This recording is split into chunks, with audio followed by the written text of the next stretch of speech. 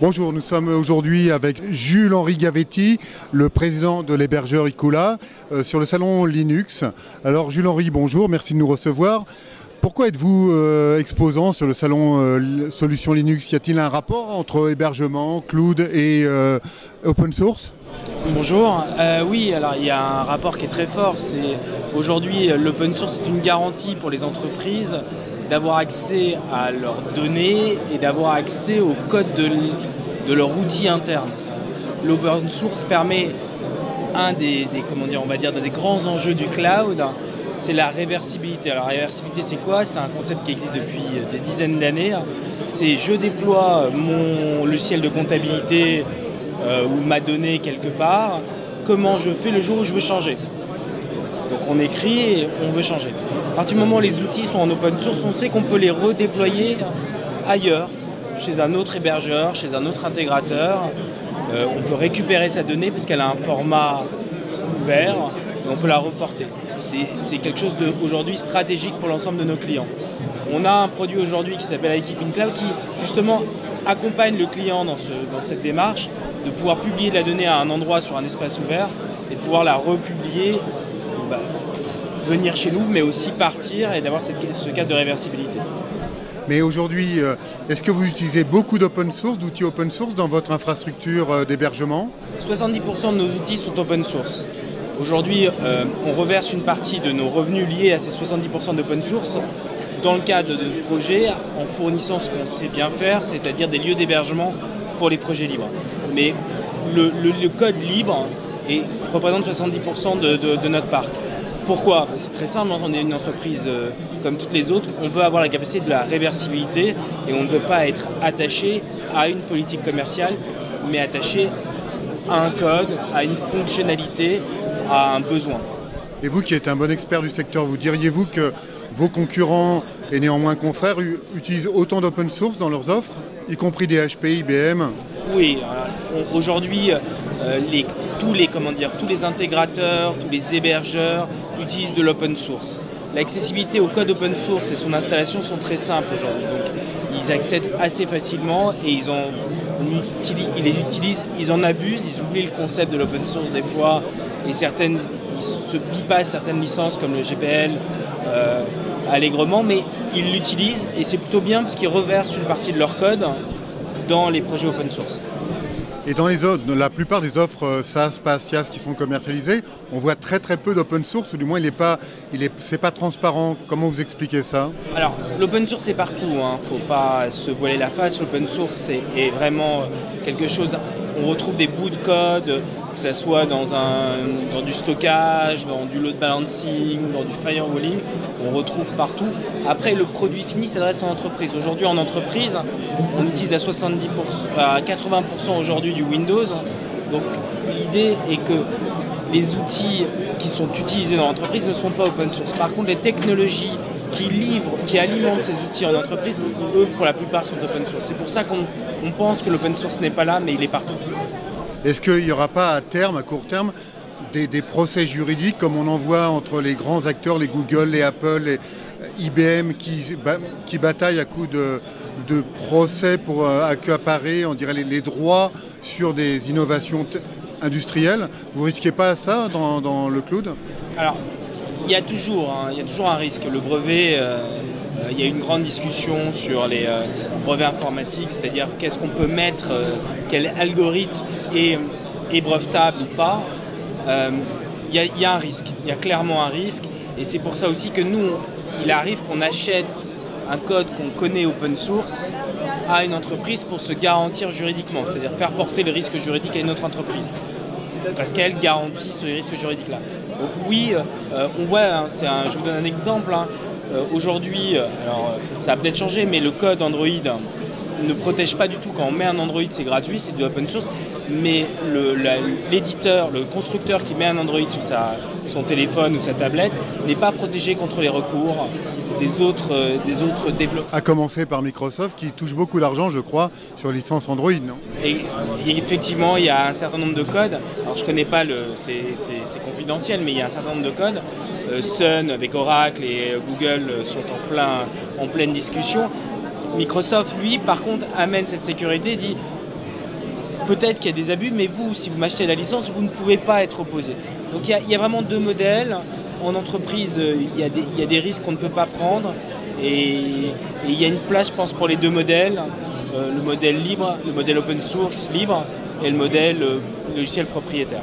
Alors est-ce que la ligne de démarcation n'est pas la gratuité? Parce qu'aujourd'hui, on a l'impression qu'avec l'avènement du mode SaaS, ça remet en cause, donc le mode SaaS et la monétisation des licences en consommation à l'usage. Est-ce que ce procédé ne remet pas en cause pour vous, je dirais, la notion de gratuité dans le modèle open source? Non, la gratuité n'a jamais vraiment... Elle existe, c'est-à-dire que je prends le code et je l'installe. Maintenant, une entreprise va prendre le code et l'installer, mais elle va devoir être accompagnée. Donc là où on payait un logiciel, des documentations et tout un code autour et tout un accompagnement, on va le payer aussi dans l'open source sous forme de conseil. Par contre, on aura quelque chose qu'on sait durer dans le temps et qu'on pourra redéployer ailleurs, mais toujours avec du conseil. Donc le prix a toujours existé dans l'open source. L'open source n'est pas quelque chose, n'est pas un produit tout le temps fini. Et pour les produits entreprises, on a toujours besoin d'être accompagné par des consultants. Il y en a beaucoup ici, des entreprises qui aident leurs clients à migrer vers des logiciels open source.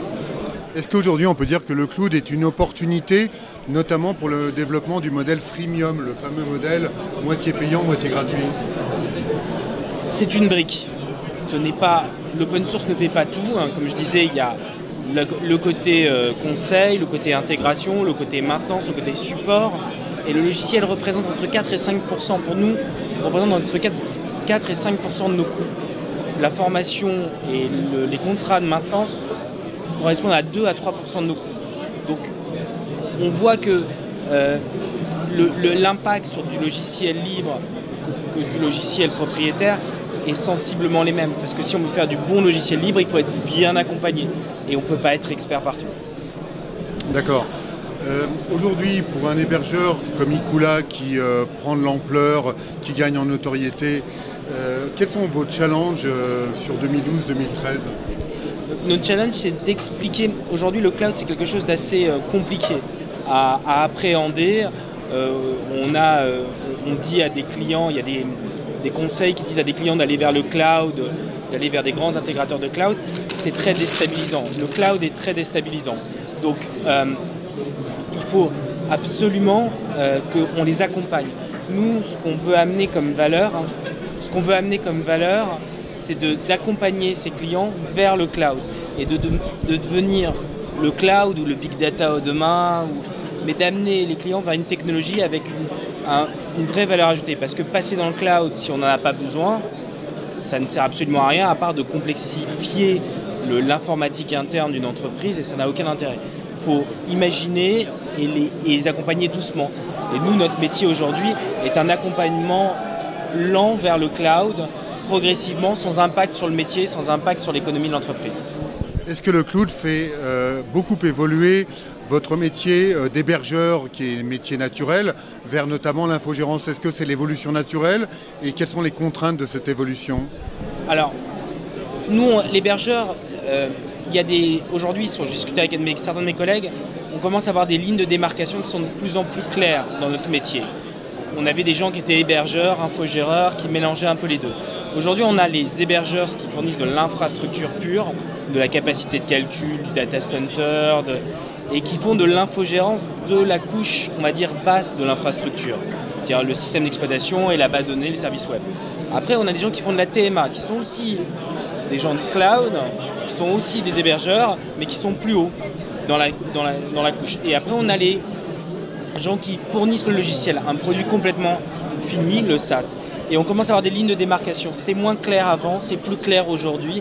Et on commence à avoir des hébergeurs qui se disaient hébergeurs qui avaient une centaine ou voire 200 serveurs hébergés dans un data center, vouloir se sortir de ces 200 serveurs parce que ce n'est pas leur métier de base et les amener chez nous où là c'est notre métier de base. Vous avez des projets de création de nouveaux data centers? Parce que je crois que vous n'êtes pas uniquement en Ile-de-France, vous avez d'autres implantations en dehors. Alors notre implantation, notre vaisseau amiral est à Reims.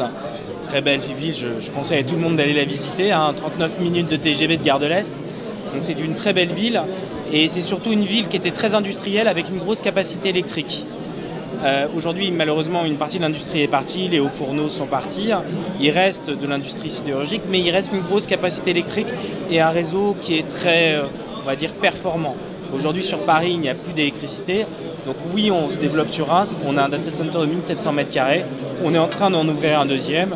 Je ne peux pas encore donner la position, c'est confidentiel, mais on est en train d'ouvrir un deuxième pour accompagner notre croissance. On va dire le deuxième vaisseau amiral, qui sera plutôt un paquebot amiral, ouvrira d'ici 1 an et demi, 2 ans. Ah d'accord. Une grosse capacité, un data center géant?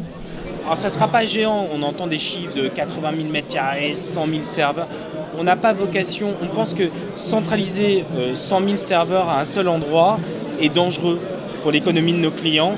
Et nous, on préfère dispatcher dans un réseau ville un ensemble de data centers parce que le risque économique pour nos clients et notre risque à nous est beaucoup plus faible.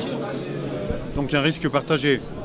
Complètement, c'est-à-dire qu'on diffuse le risque et on est capable de proposer des architectures de haute disponibilité sur plusieurs data centers en restant dans la même ville, en étant sur des arrivées énergétiques différentes, mais en sans être pénalisé par la latence des deux équipements. Alors justement, certains de vos confrères disent qu'ils ne croient pas forcément dans un modèle très pérenne et haute performance des data centers régionaux parce que vous êtes loin des nœuds réseaux majeurs et loin du réseau électrique et donc ça a des coûts supérieurs. Qu'est-ce que vous en pensez? Alors je pense qu'il faut regarder l'ensemble. Là, il n'y a plus d'énergie sur Paris. Donc de toute façon, le cloud se déploie. Pourquoi? Vous pouvez nous expliquer? C'est très simple. Aujourd'hui, il y a des tuyaux qui sont énormes. La consommation énergétique n'est pas si importante, mais il y a ce qu'on appelle des réservations. C'est-à-dire qu'aujourd'hui, il y a des entreprises qui ont réservé, qui ont acheté pour 15 ans, des réservations de tuyaux. Et ces tuyaux sont vides, mais la réservation existe. C'est-à-dire qu'ils ont la capacité du jour au lendemain de consommer. Donc RTE, qui est le réseau de distribution, ne peut pas réallouer cette capacité tant que les réservations ne sont pas tombées. Et aujourd'hui, les réservations valent de l'or. Donc elles sont tradées, on n'a pas le droit, mais on sait que des bâtiments avec une grosse réservation prennent une certaine valeur pour faire des data centers. Ça, c'est la première chose. La deuxième chose, c'est qu'on a de plus en plus de clients qui ne veulent pas avoir leur data center dans le nord de Paris ou dans l'est de Paris. Pourquoi? Parce que c'est une concentration de risques et tous les data centers sont dans le nord. Aubervilliers, c'est pas la plus grosse concentration de data centers d'Europe, non? C'est ce que j'ai lu dans un très bon article sur votre site, Monsieur Cocchio, qui disait que le nord de Paris était la plus grande concentration de data centers. C'est fantastique, je suis très content pour le 93, on a commencé dans le 93, donc je suis super content pour le 93. Par contre, pour les clients, c'est un risque.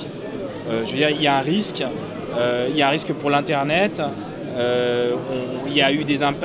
Dès qu'il y a un problème dans un data center parisien, il y a toute une bande d'Internet qui tombe.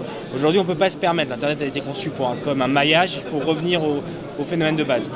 Maintenant, il y avait un problème. Donc l'électricité, c'est un faux débat. Le risque, c'est un faux débat. Il reste le tuyau. Aujourd'hui, nous, on est sur la région Est. On a les autoroutes. On va vers l'Est de la France. L'Allemagne est le plus gros centre d'échange. On est plus proche de l'Allemagne que Paris. On a les voies navigables. On a le TGV qui va aussi vers l'Est de la France. Donc, si on va au nord, chez un de nos collègues, il est sur Lille et Lille est considérée comme une des métropoles où il y a le plus d'habitants à proximité en Europe. Si on va dans le sud, on a quand même toute l'Afrique du Nord. Donc je pense que le réseau est un faux débat. Après, il y aura peut-être des proximités, des améliorations, mais de la fibre optique en latence sur du régional, c'est très faible, il n'y a pas d'impact. Et Jules Henry, à propos de l'augmentation probable, voire certaine, de 30% environ du prix de l'électricité d'ici 2015 suite aux nouvelles normes européennes, est-ce que c'est un frein au développement d'acteurs comme Ikula? Alors c'est pas un frein, mais il est clair que ça se répercutera en partie sur les coûts. Maintenant, ce qu'il faut savoir, c'est que les répercussions seront faibles, voire nulles, dans le sens où les machines consomment de moins en moins. On travaille avec beaucoup de constructeurs comme HP et Dell qui ont fait des machines de deux sortes, qui consomment moins et qui supportent plus de chaleur. Parce que dans la consommation, on a l'électricité consommée, mais aussi l'énergie diffusée en forme de chaleur. Et plus on supporte de la chaleur, moins on est obligé de refroidir. Donc l'un dans l'autre, en étant dans l'est de la France, alors je suis désolé pour les Rémois, mais Reims n'est pas connu pour son taux d'ensoleillement maximum. Ensoleillement si, mais on va dire chaleur maximum. Et c'est vrai qu'il y a des échanges naturels qui peuvent être réalisés. et qui permettent de diminuer fortement la consommation. Donc chez Ikula, globalement, l'impact de prix sera compensé par une meilleure gestion de l'énergie. Est-ce que vous pensez que, comme dans d'autres secteurs, on va assister à un phénomène de concentration dans les trimestres ou les années à venir entre les hébergeurs? Parce qu'apparemment, on est encore un petit peu en sous-capacité, mais on devrait approcher, semble-t-il, d'après les experts, d'une certaine surcapacité ou pic d'activité dès l'année prochaine. Alors, cette notion de concentration, oui, il y en aura sûrement. De quel ordre? Aujourd'hui, c'est difficile à dire parce que le marché est très dynamique. On a fait 14% de croissance l'année dernière. On est sur le même trend cette année. Donc il y a de la croissance. Tant qu'il y a de la croissance, la consolidation se fera difficilement. Maintenant, il est clair qu'il y a de plus en plus d'acteurs qui deviennent des revendeurs, qui achètent des briques à droite et à gauche et qui recréent leurs offres sur des briques existantes. Donc la consolidation se fera surtout par l'achat, la concentration de fournisseurs en termes de production, mais pas en termes de rachat. J'attends de voir. Nous, on est attentifs à ça pour racheter des entreprises. Mais aujourd'hui, les hébergeurs qu'on rencontre ne sont pas vendeurs.